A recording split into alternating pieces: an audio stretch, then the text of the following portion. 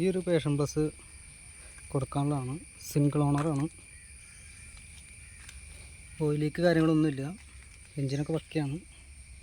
Painting ഓക്കെയാണ്. 2006 മോഡലാണ്. ഇൻഷുറൻസും പേപ്പർ കാര്യങ്ങളൊക്കെ റെഡിയാണ്. ടയറ്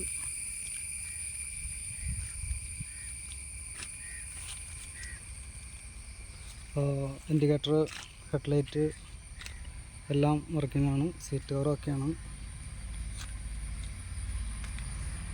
ഓയിൽ ലീക്ക് കാര്യങ്ങളൊന്നുമില്ല.